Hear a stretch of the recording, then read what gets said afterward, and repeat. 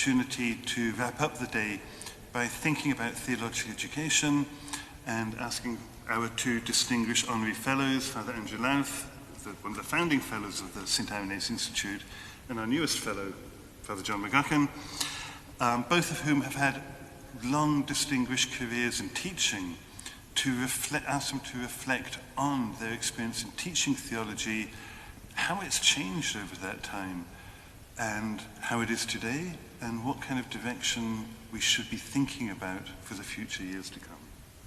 So we're going to start with Father Andrew.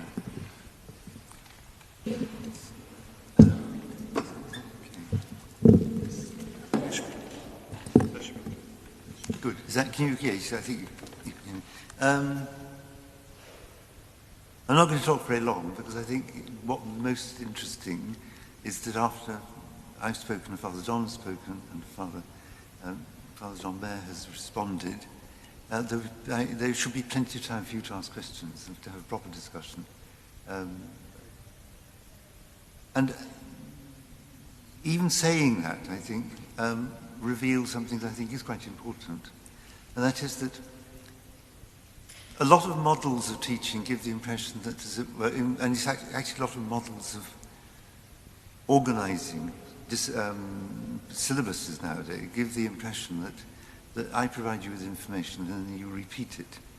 And certainly in certain universities, this is very much what goes on. I don't believe this at all. And I think even more so with theology and other disciplines, that it's not a question of supplying you with information for you to sort of absorb. It's helping you to think in a way that will help you to understand what we call theological issues. And another sort of brief thing, I noticed that when Father John's introductory remarks, he didn't use the word orthodox at all, neither of the Institute, nor of the nature of nor of theology. He didn't say we're going to talk about Orthodox theology, we're going to talk about theology. And I'm very, very much one with him on this. Partly because of my own history in teaching, and partly for more fundamental reasons. My own history in teaching, I taught for 40 years in 3 different universities in England, and none of them were Orthodox universities. And I didn't teach Orthodox theology, except I did a kind of historical course on 19th century Orthodox theology, which was not kept on when I arrived in Durham. But I've normally taught theology to people who are interested in theology, and that doesn't necessarily mean committed to the Christian faith. I sometimes used to say that the only thing that is required for you to read theology, to study theology, is at least to have some interest in the ideas that theology is interested in. You can't do it if you aren't interested. But I want to start off with a quotation from St. Gregory of Palamas, eminently Orthodox theologian, in his controversy with Vardam, right at the very beginning of this long controversy that lasted more or less 2 decades in the 14th century in the Byzantine Empire. And early on, in one of his letters to Vardam, he makes this remark. It is very dangerous to talk about God if you don't know how to talk to him. Dangerous, not just unwise, but dangerous to talk about God if you can't talk to him. And the rest of the letter is a very, very long letter, and I'm not going to take you through it or anything like that. But just that comment, I think, is interesting and important in all sorts of ways. And I just want to sort of explore 2 avenues out of that quotation, and then I'll stop. The first avenue out of that quotation is this. And it's one of the big questions of 20th century theology generally, not all of it, but most of it. Karl Barth, for instance, talks in these terms, and so does Hans-Urs von Balthasar, in this sense. There's a danger in talking about, in approaching theology, thinking that it's like all the other ologies, like biology or geology, which a lot of people think I'm talking about when I say that I'm studying theology. They often think I mean geology, which is interesting, but not my subject. And these other subjects have an object. There is something you're studying. There is a defined something that you're studying. Biology, you're studying forms of life. Geology, you're studying the earth and its structures, and so on.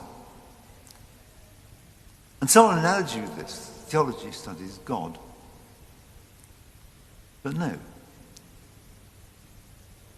People like Karl Barth would say that to do that is to make God the object of your thought. You are putting him in your own categories. You are trying to sort out a human way of thinking about God. But this cannot be, because God must always be the subject, not the object. He's not something that we come across, that we fall against, as it were. He is always one who addresses us. And I wouldn't take it, I would develop that, I would not follow Barth's great avenue. I'd have my little sort of avenue going by the side of it, which says something like this, that where we encounter God is primarily in prayer. This, I think, is one of the things that Paramas meant in addressing Vardam, that to reduce theology to a collection of concepts, to a kind of conceptual structure that we can handle, deal with very cleverly, because we're quite clever people. To do this is, in fact, to avoid proper theology altogether. Because unless we have, I don't want to use the word experience, which I know could be used in this context, but unless, in fact, we are open to unless we can say, Lord, have mercy. Something as simple as that. Unless we can say this, we have no grasp on what it is we're talking about.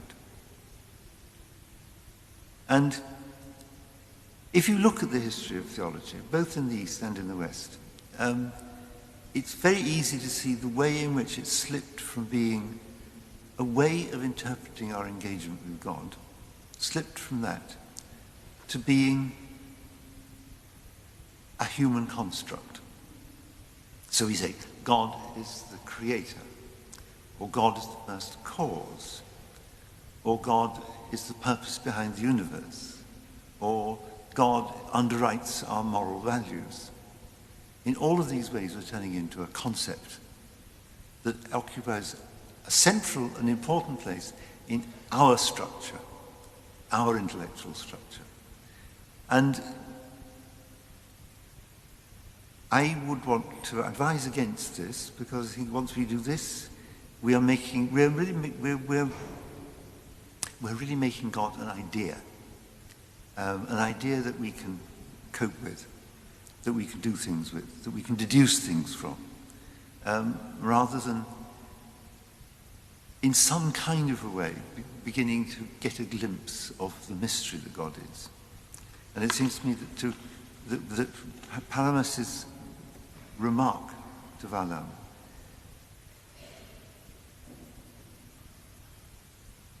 implies at least this, that if we don't know how to talk to God, then our theology is going to be a structure of human ideas. And it will be very dangerous to put our trust in these ideas.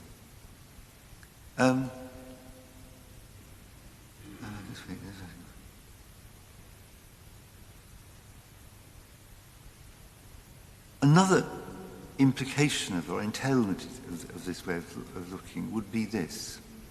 There is a danger in what Paramas said. And the danger is thinking that you do know how to talk to God. The danger of thinking that you thinking that you can pray, that your prayer in some way, your ability to pray gives you a right to talk about God, gives you access to God. But I think that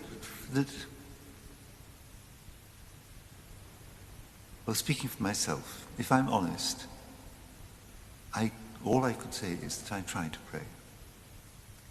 And sometimes try hard, and sometimes don't try very hard.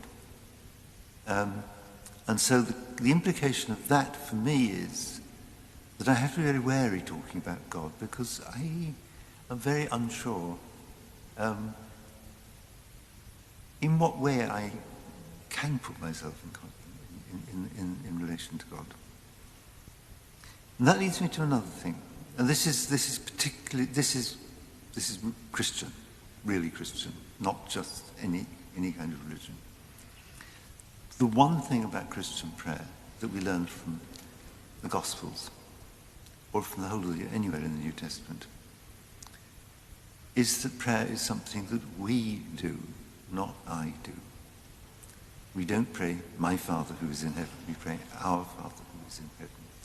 That all the prayers that we use, we pray as part of a community. We don't pray as isolated individuals. It doesn't mean that individual effort is not important. I think it may well be very important. Just as if you want to live in a family, that it does involve individual effort.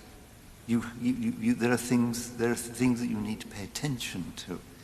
In particular, you need to listen to the other members of your family, if that is going to be a family, and not just a kind of group of semi-detached individuals. And if we say that, then at some point or another, the Orthodox Christian, and in this case I'm going to use Orthodox, not because I'm going to use Orthodox because I want to refer to something that is particularly Orthodox or particularly rich in Orthodoxy.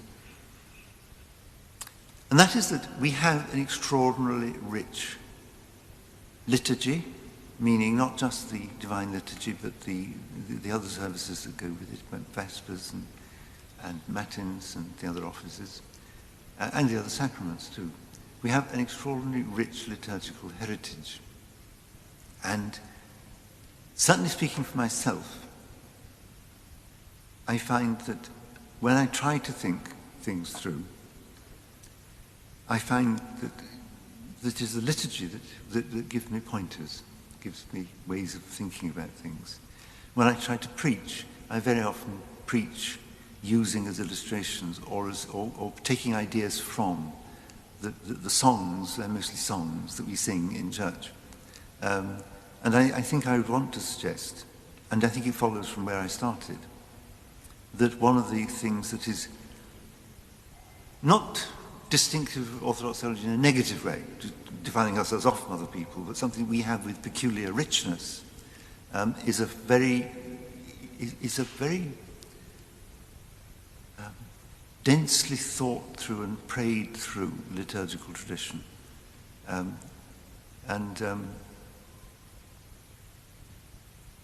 sometimes you find it in places where you might not expect to find it. It's become very popular in the last 50 years to talk about liturgical theology. But I think that one of the best examples of liturgical theology is somebody who lived before all that sort of thing was thought about. Is Bulgakov, Sergei Bulgakov. If you read him carefully, attentively, you'll find that all the time his thought is guided either by the action of the liturgy, the structures of the liturgical prayer, and quite often by particular prayers, which encapsulate what it is that he's talking about in the form of prayer, rather than in the form of, as it were, defined statements. I think, yes, Gwen, is that right? As you like.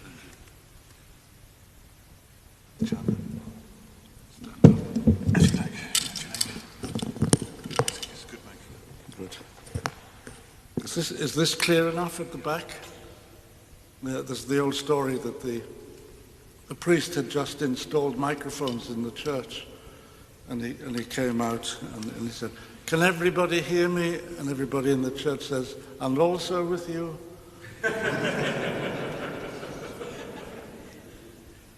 So it's lovely to speak to you all and see so many energized and energetic faces, and such interest and love for the things of the church. And I suppose if I tried to respond to Father Michael's invitation to reflect on theological education, my first thought was, that's a bit of a bore.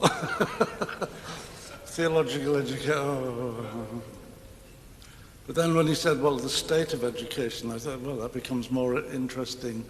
And as Father Andrew says, I hope that when we both sit down and Father John demonstrates how we were all talking nonsense anyway, and when he finishes, we can open up a general discussion on any field. That would be a lot of fun.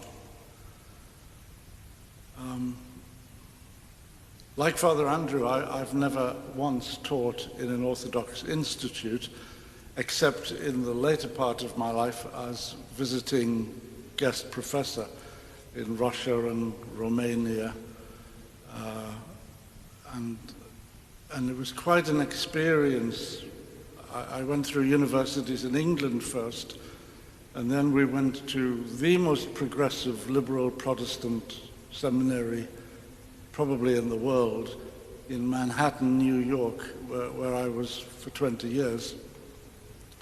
And the faculty looked at they invited me to apply for the professorship, and they looked at my CV and they heard my presentations, and apparently they all unanimously voted not to have me. And they appointed a young postdoctoral student whose specialization was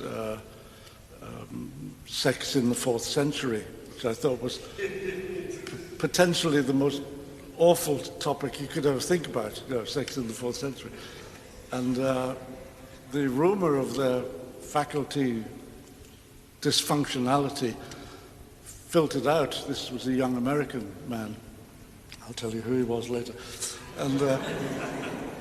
And after 3 months after he'd accepted the job, he wrote and told them under no circumstances would he ever come. So I'd had the letter saying, thanks for coming and don't ever come near us again, to which I replied, it was lovely, it was a wonderful experience. And then the phone went after he'd sent his resignation letter, and the president of the college said, Father John, we'd like to offer you the professorial chair.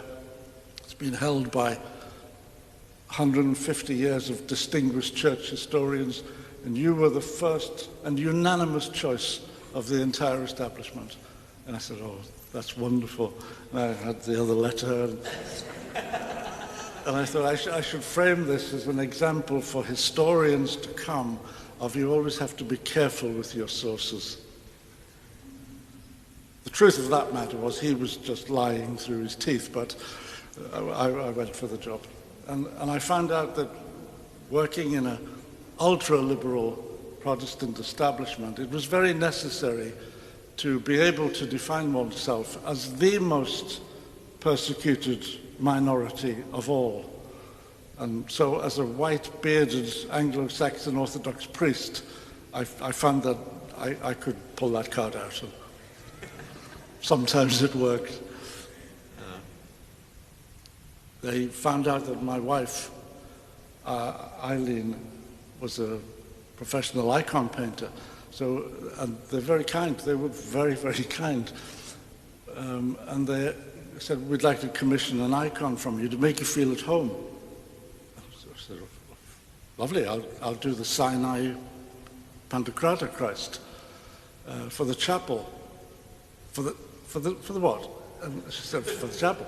She says, there is a chapel, because we saw it, yes, but 10 years ago, the faculty voted unanimously to denude it of any religious symbol whatsoever. Oh, she said, well, what do you want to do with it then? He said, well, you can do it for the chapel, but we'll put it under the chairs. So I thought, smallest persecuted minority. I said, oh, sorry, we can't do that. This would deeply offend my sensibility as an Orthodox person, because somebody might stand on the, oh, no, in that case you must put it on the wall somewhere.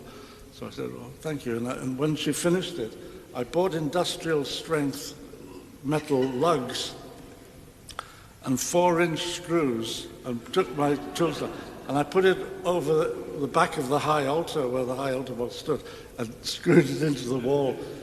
I'm pretty good at that kind of thing. So it would be roughly immovable for a century, I thought. And I did it on a Sunday night at 2 in the morning when there was nobody around.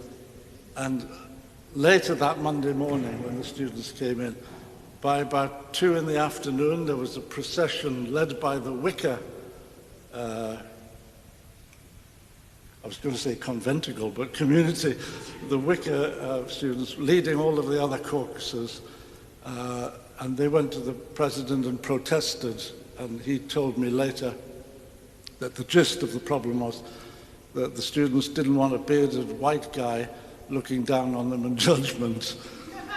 Which I said, what, did they mean me? And they said, no, they meant Jesus. I said, oh, it's not my problem in that case. Jesus will have to sort that one out.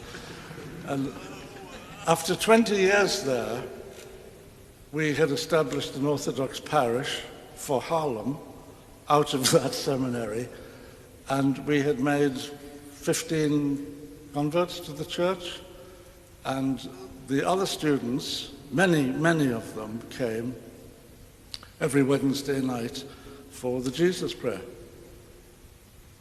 And people were weeping as I left, not because I was leaving, but I retired 5 years ago. And as I left, the president had just announced they were going to demolish the chapel, and they've put up an 85-floor tower, because there's no money left in the place, so they've sold the air rights in Manhattan, and that little chapel was destroyed. And I thought my 4-inch screws couldn't withstand that problem, but as a result of it, they built a purpose new chapel in another part of the place, and the icon was right in the middle. And I thought, this is all a very confusing set of symbols. What is this man talking about, you might now say? The state of religious education today.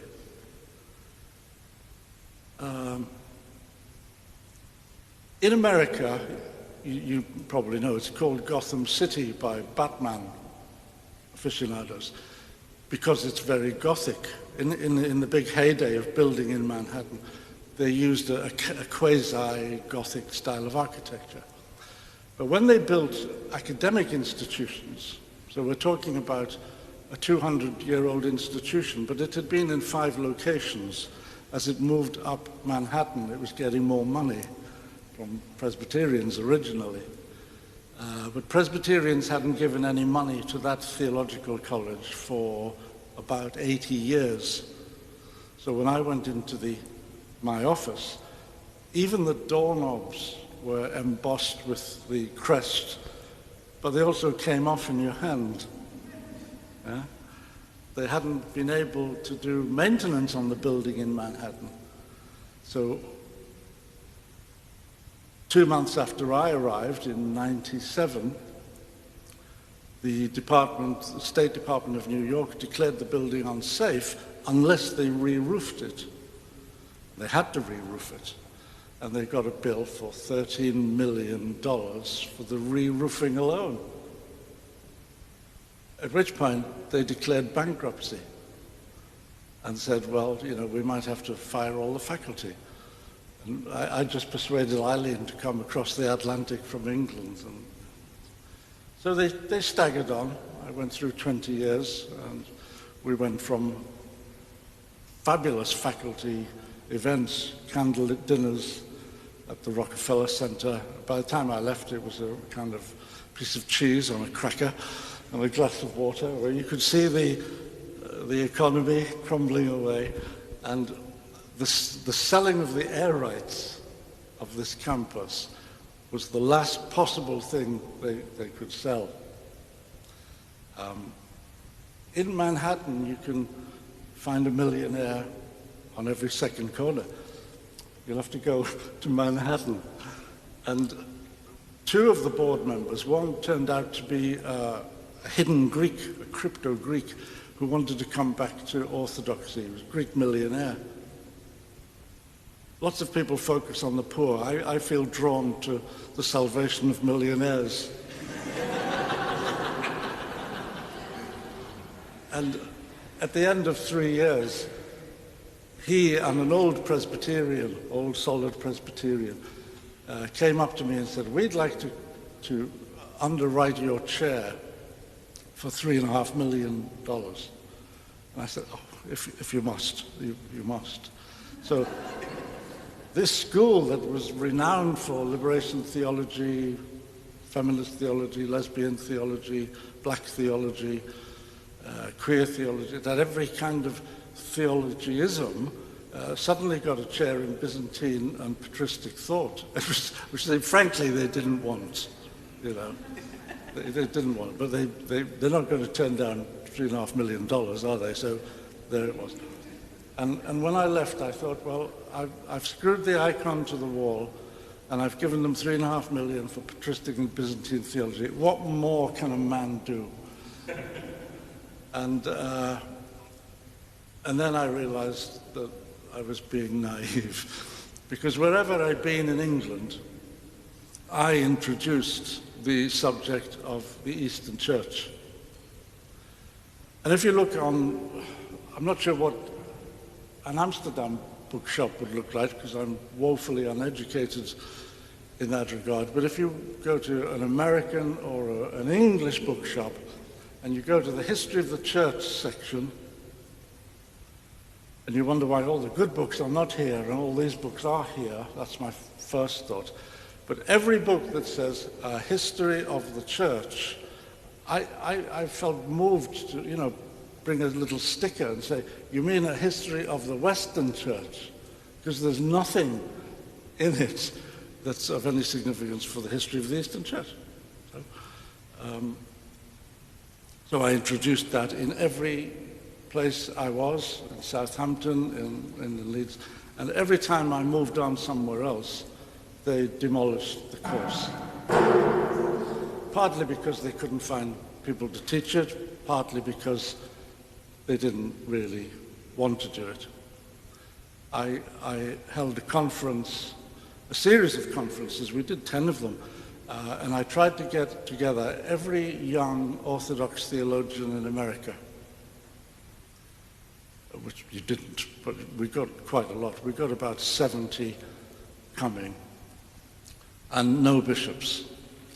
And so we chose a big feast day, St. Nicholas Day, when bishops would be otherwise engaged at dinners. So it just freed up the discussions more. And we did a series of 10 books, the conference proceedings from these young people.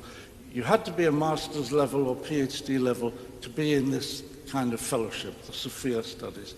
And we did a lot of interesting things. We tried to do liberation theology without Marx, the theology of philanthropia in the Eastern world.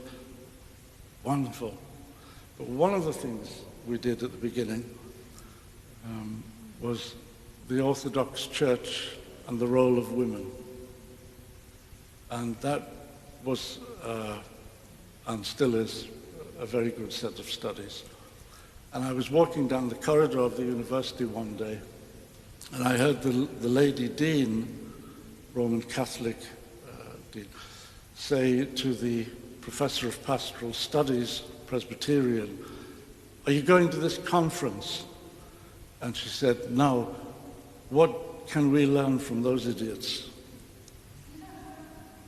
And I thought, yeah, I've always suspected that was the case, but it was still quite shocking to hear it articulated. What can we learn from those idiots? So it doesn't matter that you don't study the Eastern Church. It's not worth studying anyway. And as long as the fact that there are no sources there to let you make your own mind up, that state, that cycle of ignorance, let's not pull any punches, that cycle of bigotry will continue. So you may think, well, yeah, this is a bit depressing, and I think it is depressing. But my final sentence on the state of religious education or what is called the state of theological study in the Western universities, is that attitude which has cycled round fads and peripheral foci and has increasingly neglected core central matters, in my understanding, has led to a condition where nobody wants to fund theological education in the Western university. So many university-level colleges have closed their theology and religious studies departments, or have fused them with ancient Semitic archaeology. It's almost been like being a manager of a football team. You know, would you like a free transfer to sort of Slavic semantics? I know you're an Old Testament professor, but that's the only place where we can think of putting you. I have seen friends, Old Testament professors, with departments closed around them, sent with the books from the university library relating to Old Testament to the other end of the country to join a department of literary interpretation. Nobody wants to fund it. And if you take funding money that you can find for latest movements, those movements usually run out of steam and interest within 10 to 15 years. Union Theological Seminary, where I was until I retired, was once one of the world's greatest theological institutes. Paul Tillich was there, Reinhold Niebuhr was there, Dietrich Bonhoeffer studied there. Philip, you know the English translations of the Whole Fathers of the Church series? That was done out of Union and Oxford, but Union paid the bills for it. This was once a great centre, and now, like many other places, it's bankrupt. And the sign of the times, therefore, is that America, which is the financial powerhouse of the heavy academic study of theology, for two reasons. One is the finance. It just generates wealth that we can't imagine. But the other thing is, there are so many people there that publishing books is financially viable. You'll get about 300 readers in Great Britain, if you're lucky, with a wind following you, and they'll do thousands and thousands of imprints of that in America. So that's where the books will be published. But they'll be published as a business to be sold.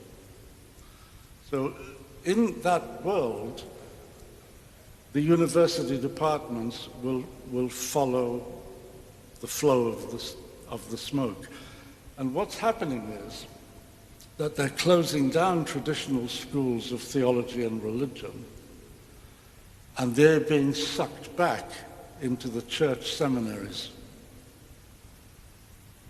I always used to tell my students in the history of Christianity that the epicenter of Christianity once, allegedly, was Jerusalem. That was for about 5 years after the death of Jesus. And then it progressively drifted westwards. And now it's located somewhere in Utah. And those kind of seminaries are going to produce stuff that I, for one, wouldn't be particularly happy reading, because it's going to be a history of theology.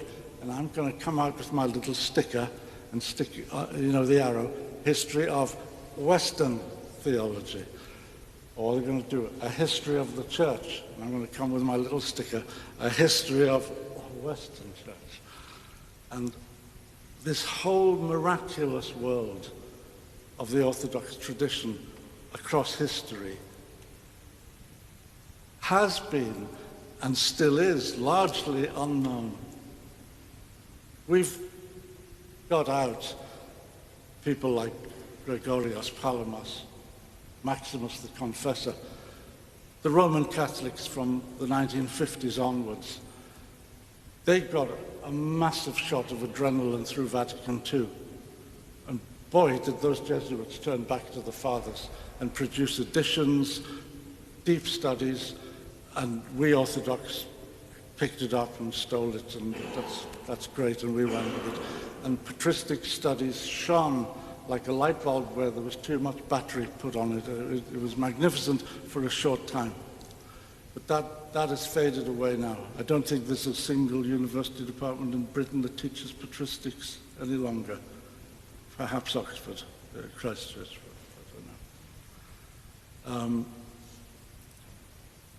We have still, as Orthodox people, to deliver the news on other figures, Isaac of Nineveh, Simeon the new theologian. Theologians whose minds were wide open. As Father Andrews said, Palamas, but before him Gregory the theologian in 390, saying, don't get too fixated on describing God. Anything you say is not going to be right anyway. Then he went on for 500 pages describing God very precisely. Council of Constantinople 1. But we get his point. And the beauty of these men saying that you can only do theology through poetry, Gregory says. Theology, at its best, is a poetry about the beauty of God. These are people whose minds were open, whose hearts were open, and whose horizons were large.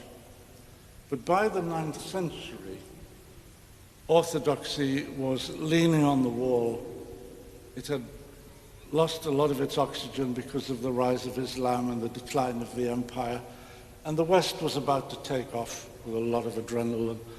And we closed the Eastern universities and put theology into the seminary schools, where it became the preserve of the training for priests and the preparation for being a monk.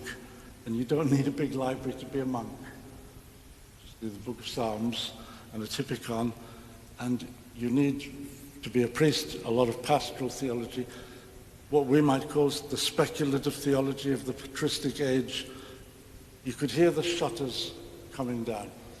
And when the church has been pressurized, under the Soviets, for example, in 1997 I went to Sibiu, the great hall of the library, hundreds of bookcases around the wall.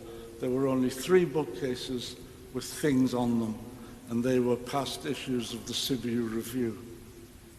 And I was there with a group of American academics who were trying to give money to rehabilitate Sibiu after the death of Ceausescu. And one of the Lutheran members said, I'm not sure we can help this place. They haven't been very careful with their library collection. And I said, you're joking, aren't you? I mean, you were aware of the Soviets and the Securitate. And so she said, what? So what? I said, okay, I'll sort it out later. There was a reason why there were no books left. You know? We are at the point in the Orthodox world of rebuilding at an exciting moment, and St. Irenaeus Institute is far along the road from Sibiu University in 1997. We have got the books back. We have rebuilt more than rebuilt the foundations. But many voices in Orthodoxy would still say it's all right to do Orthodox theology in a darkly closed box. And that was never what patristic theology was about. Never. And we have to get back to the opening of the mind. And with the opening of the mind comes the opening of the heart, and then the opening of the eyes to the luminous beauty of God living in our tradition. And this building is a living testament to that beauty. Thank you. I've gone on too long.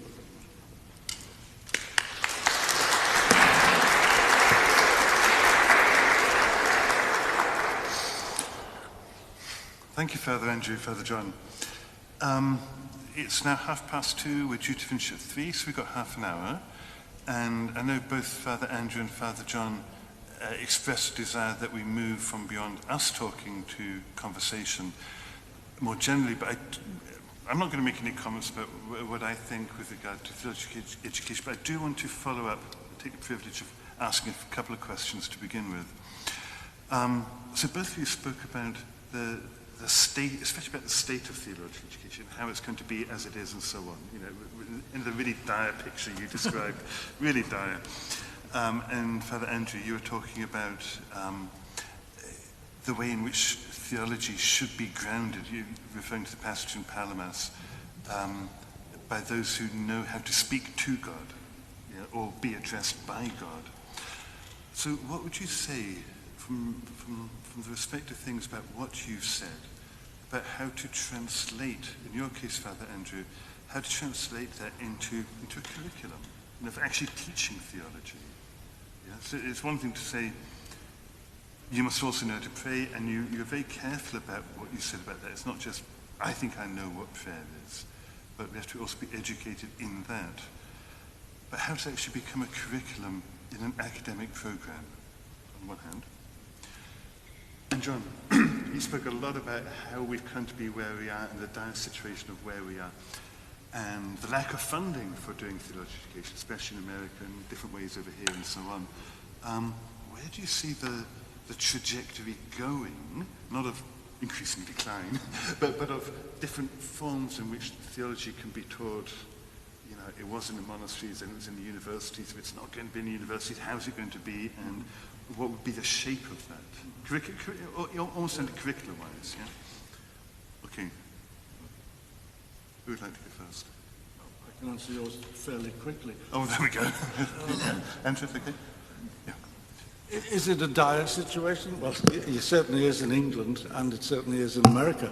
But as they say in America, well, not everybody needs to weep, because Yale, for example, will not only pay you all of your fees and your living expenses and your computer costs and etc. for the whole of your degree time at Yale, but they'll also give you a stipend for going there. Yes, you did hear me correctly. So they can choose anybody in the world that they want. They have so much money. Princeton has $13 billion in its current account. They can do anything they want. They can choose anybody they want. They can have a research project. They can spend it on any amount of whatever. All you'd have to do is persuade them that we should have an Eastern Orthodox Institute there, and you go and talk to it. So there will be a small number of big schools, which is, is it good news? It scares the life out of me. And the rest of them will be local seminaries in Pennsylvania or Utah, because the Mormons are now printing all of the early Christian church texts in beautiful editions, because they've got more money than the Pope, a lot more money than the Pope. And they're doing this patristic text because they want to show, just as the Roman Catholics in the 19th century wanted to show that all patristics led to the primacy of Peter, the Mormons want to show that all leads to the Mormon doctrine of the deification of humanity. So, okay, so am I going to end up with a whole Mormon library? Well, that's where the money's going. You are in a happier situation because on continental Europe, you fought so bloodily over religion for so long that the government put its hand up and said, stop, let's just pay everybody out denominationally. And when they did that, it was to stop Catholics and Protestants from punching one another. And they never imagined on the horizon that all these Orthodox would suddenly pop up and say, hello, I'm Dutch too. And now you're going to get paid for saying, I would like to reflect my culture and my tradition. So you have an immense responsibility in the Western Hemisphere. Nay, in all the world, you are the last locus of freedom and hope.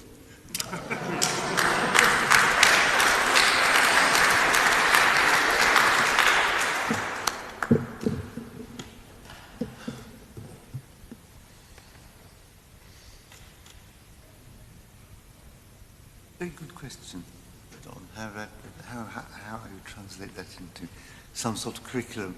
I'm not quite sure how much it matters, really, because I taught various curricula in my time, and sometimes I think what I've been doing has been trying to evade what the curriculum was really trying to do and do my own thing within it, or point people in a way which I thought could make sense. I mean, a curriculum is a list of headings and texts and things. And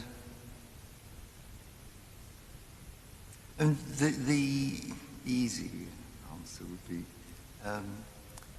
look at my book on introducing Eastern Orthodox theology, because there I tried, as it were, to take you through what would be thought of as the things that you might want to know about if you wanted to know how the Eastern Orthodox think about what they believe. And what I did try to do was to avoid turning it into a sort of a conceptual theology by coming back to the way in which prayer features in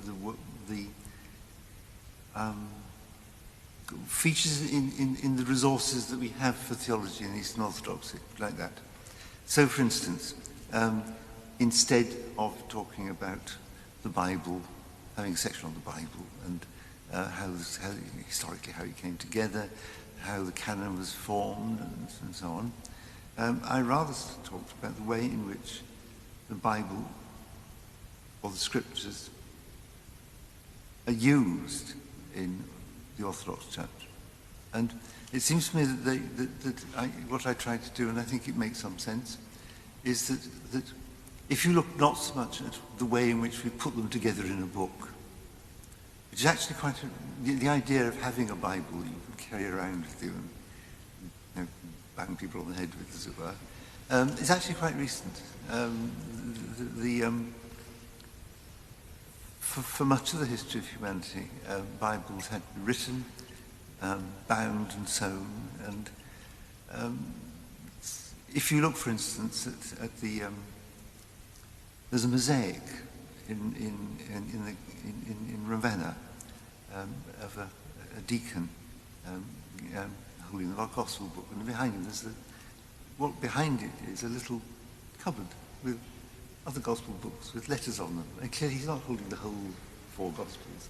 He's holding one of them, and the other 3 are in this box. So he had gospels like that. And the word, in fact, the word Bible gives it away. The word is the books, ta Biblia. And it then sort of migrates into e Biblia, the book. The Bible, as we call it now. But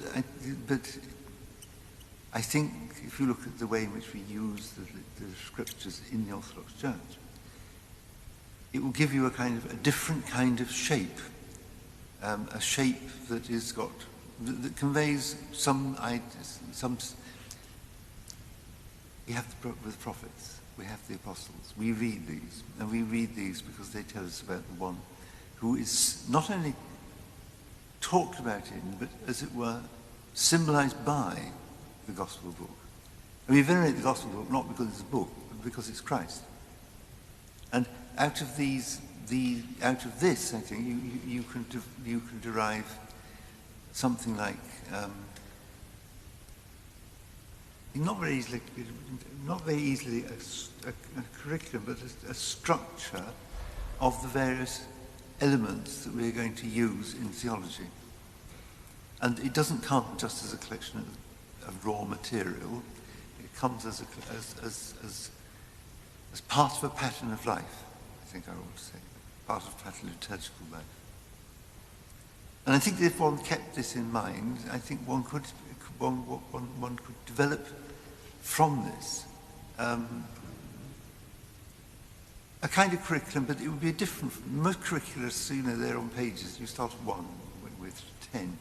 This would be more like a kind of spiral that keeps on going round and round, picking up the various bits that matter and taking them in different contexts and different configurations.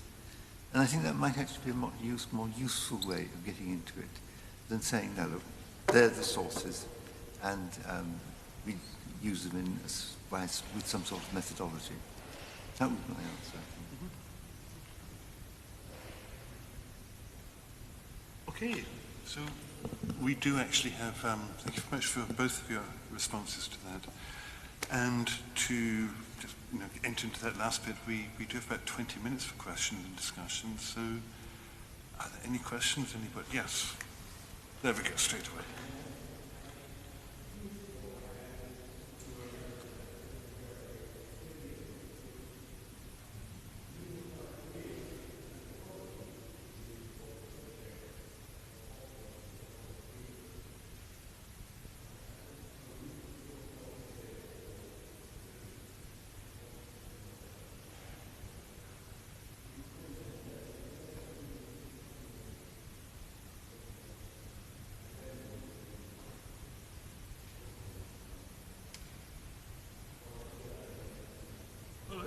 It's a pretty good idea. Yes.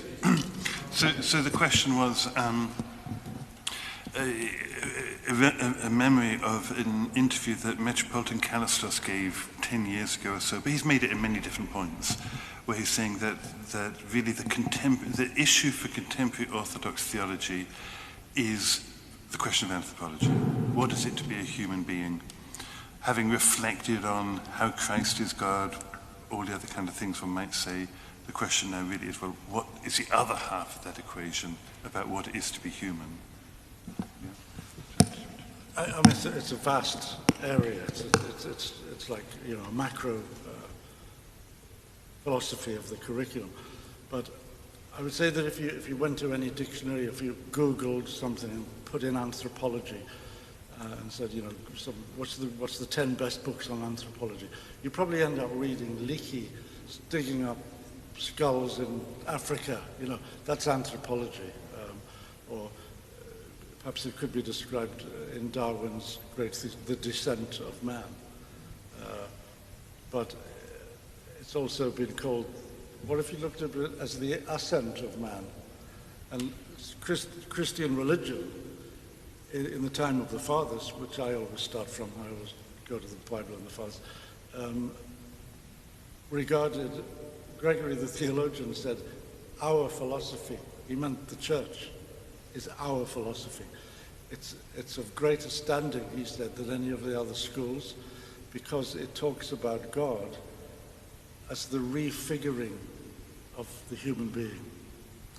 And in other words, you don't just theorize about God, nor do you define the world under the rule of humankind. We know what mess results from that. But Christianity says the human being is reconditioned, is actually remodeled, re-energized by the advent of Christ. And that is what the West often calls salvation. And Kallistos was perfectly right. You have to put all of those things in dynamic interaction. That's orthodoxy. Theology is not a state, it's actually a verb. It's a dynamic. I'll make two glosses on what our recently departed Metropolitan Council said. First of all, I think Bishop Kallistos quite often thought in Greek, but where John is perfectly right that if you look up a book, if you Google anthropology, you will get works on what we think of as anthropology, the ascent of man, if you like, bones and stuff like that. But if you use the word anthropology even in modern Greek, it would mean the study of being human. That's because anthropos is the word for a man. And I think that what Kallistos is saying is that most of the important questions that we need to address are now questions that come down to what it is to be human. Another gloss I put out would be this. I think that this is actually precisely at this moment that we need to think about this, because the way in which most scientists think in terms of what it is to be human have been severely damaged by a way of understanding what it was to be human in the early modern period, which made a very clear distinction between something that thought and something that was extended. This is Descartes, if you like. Something which thought and something that was extended. The human being is both of these. But if you think like that, you're going to end up with thinking of the human being as being a machine, essentially, that is in some way operated by a thinking thing. And indeed, in the 18th century, they explicitly thought in these terms: l'homme machine, the man machine.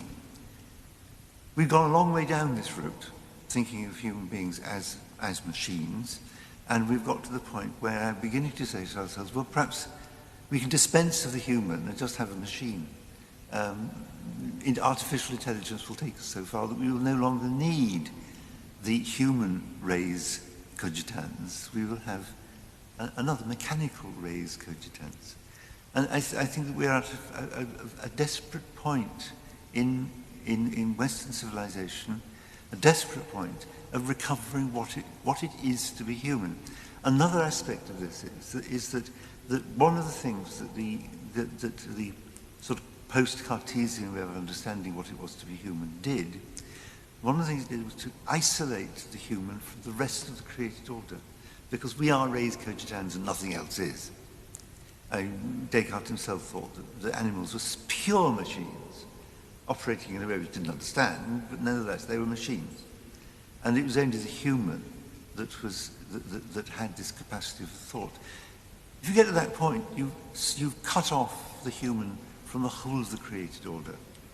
And this is something that is totally, totally opposed to everything everybody thought until the middle of the second Christian millennium.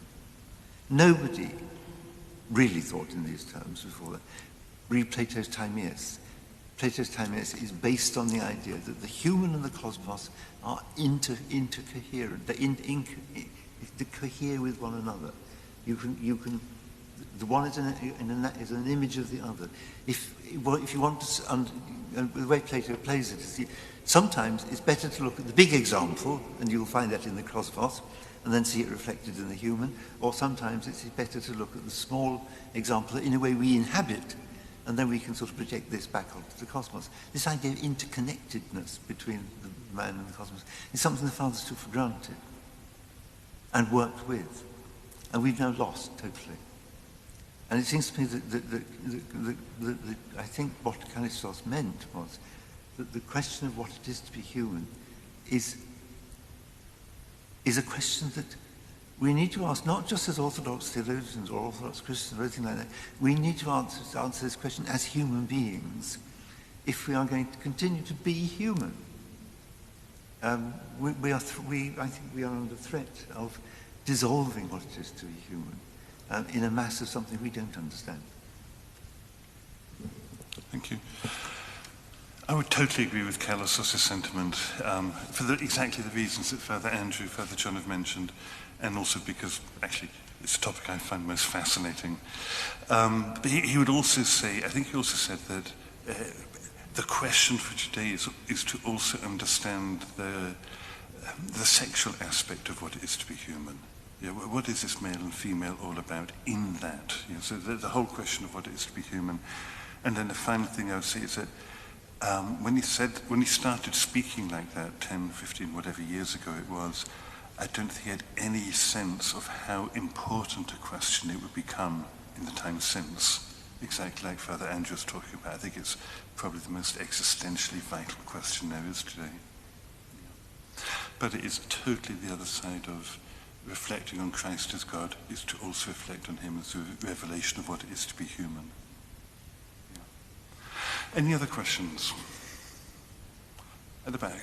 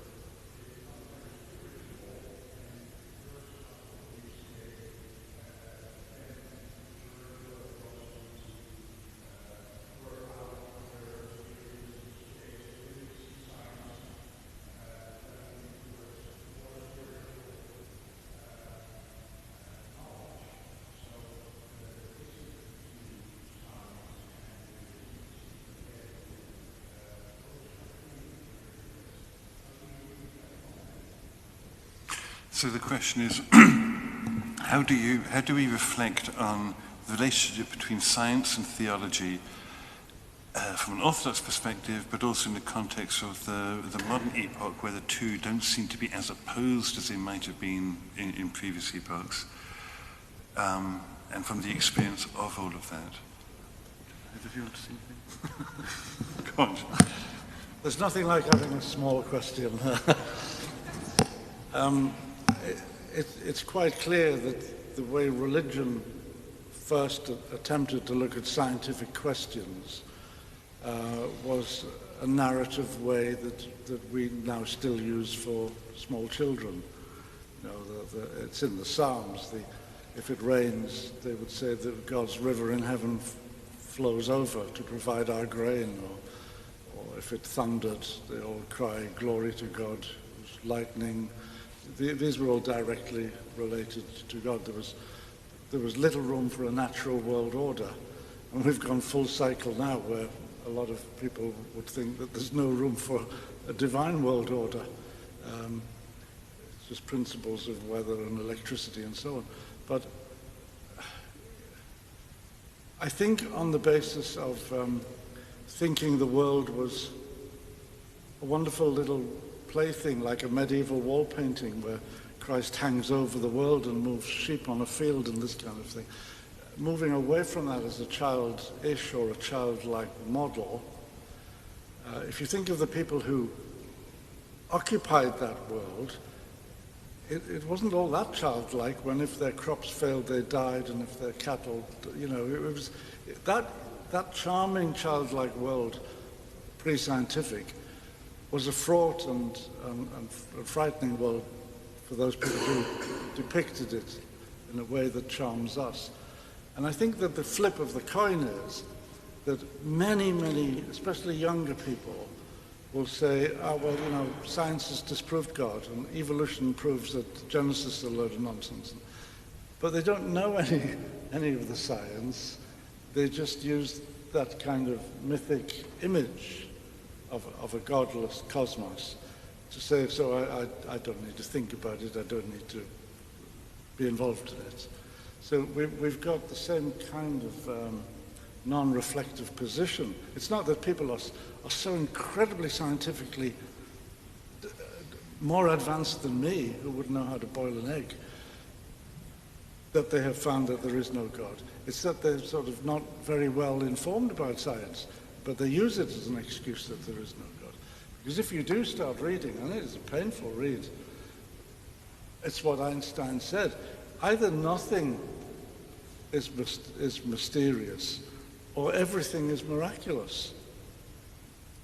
The juxtaposition of what was needed for us to be here. Either nothing means anything, or everything is miraculous, Einstein said. And I think that science would lead to the biggest mind-blowing religious experience possible, but then that's a very hard path.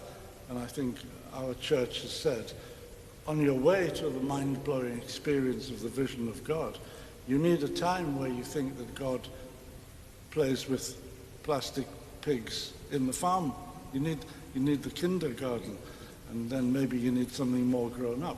The big tragedy of life is people whose religious knowledge at the age of 70 is the same state it was at the age of 7. That's the big problem. I think I take slightly, perhaps a little, perhaps it isn't different, but it'll certainly sound different. I think that we've got to a point where a scientific experiment, as it were, that was begun perhaps in the end of the 16th century, that discovered that we can manipulate the world in which we live and actually be very do things. That it's not so much science as the problem, it's technology.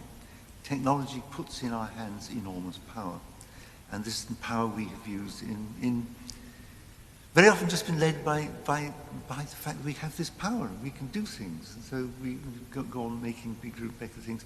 The point at which I think it became clear that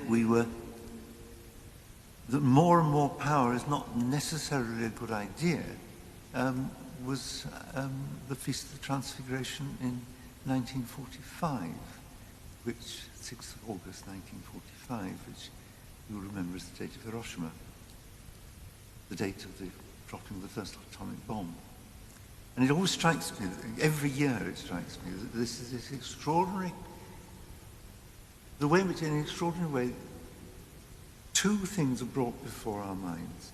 One is the uncreated light of the Godhead, which is wholly healing, and there is the created light of human ingenuity, which can be healing.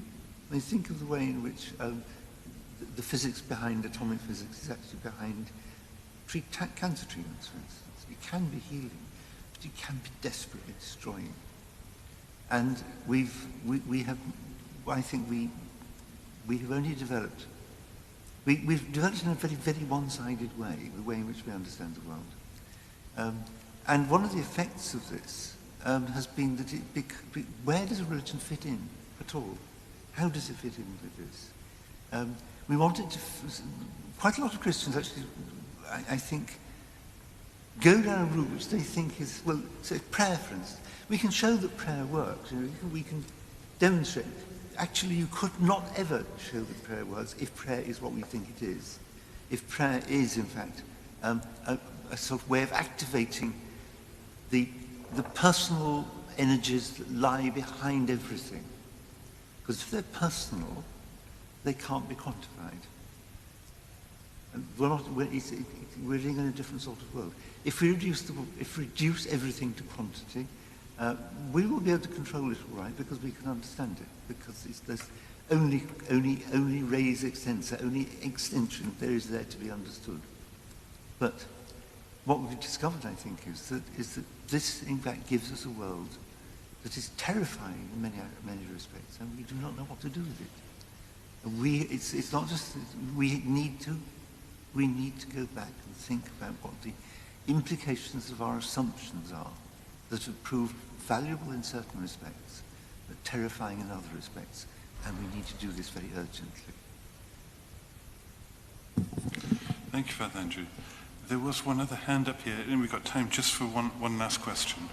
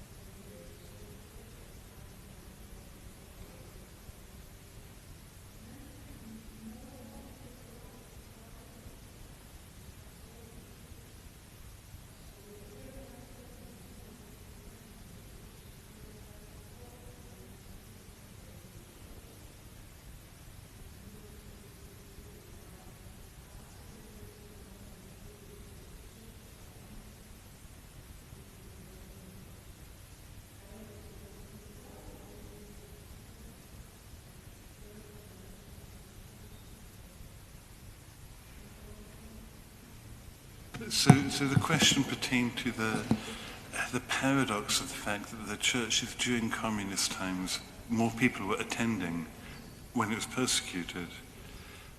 But with the freedom that's come in the post-communist time, despite the fact that more buildings are being built, less people are going to church. Yeah, which I guess testifies to the fact that Christianity really is a persecuted faith. Yeah, and that that's its context. Father Andrew or Father John, do you have any comments, reflections on this paradox? It's certainly a problem after the fall of the communists. Romania had the first census that said, I think it was 92% of people declared themselves Romanian Orthodox, and they followed a great splurge of church building, and the government had to reallocate stolen resources and so on.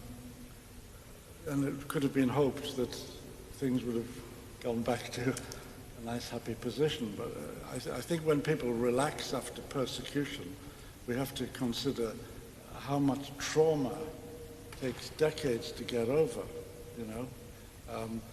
People weren't freed of communism when the revolution finished in Bucharest. That's when the healing of the traumas really began to start. And I think that even if we take the old 19th century prints of a church with angels standing over people, you know, in Romanian national costume, and the church is always full, I think a village church would have been full. Could you get a village church full, say, in the 18th and 19th centuries, only because of immense social pressure. If you hadn't attended church, somebody would have beaten you up, your grandmother or your great-grandmother or something. And I often wonder if I would like a full church if all the teenagers have been forced in and, you know, everybody had been compulsorily. We've got a position now where people only go to church if they want to be there.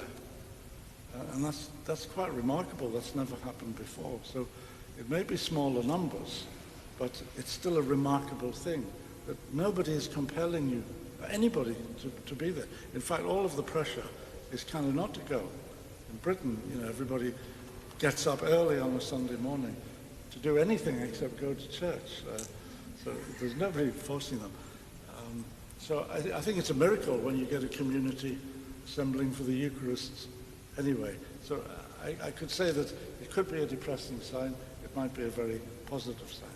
Because ultimately Christianity, I'll shut up because I tend to go on too much. St. Simeon the New Theologian, who is having his 1000th anniversary this summer, said you cannot convince anybody about Christ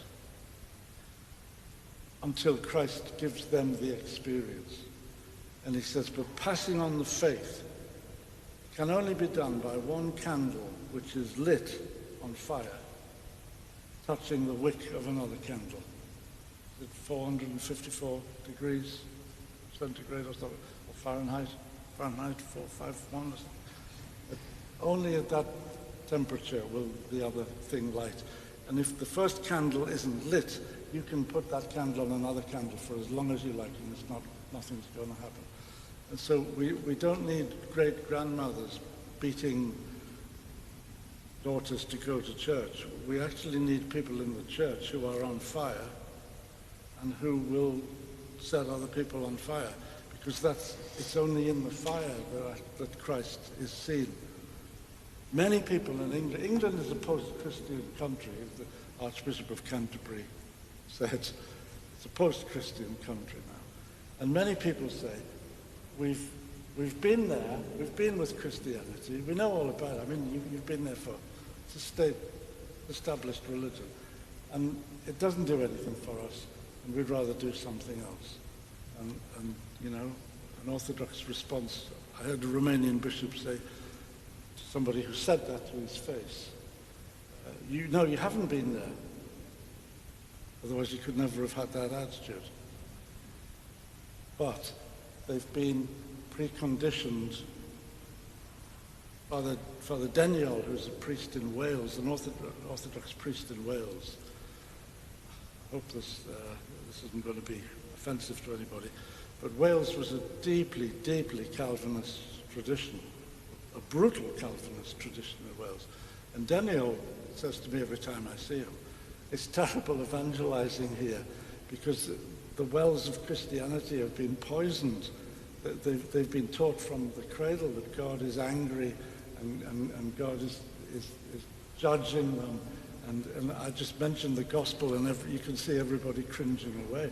He says, I don't know how to express the fact that if you said the word Christ, people would think love. He said, I don't know how to get there. You know, I've got acres of wilderness to clear first. So that's our game, isn't it? Clearing the wilderness. Thank you, Father John. Father Andrew. Just much more quickly. It seems to me that one of the once the church becomes an institution, once the bishops are no longer primarily pastors, but are people of power and influence in society, and all forms of Christianity have gone there in some way, you've got two problems. The problem of power and the problem of fear.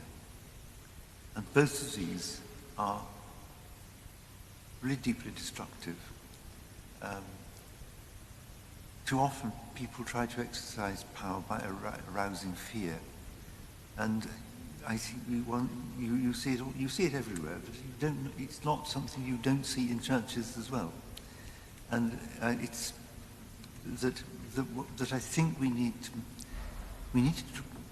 make sure that power is exercised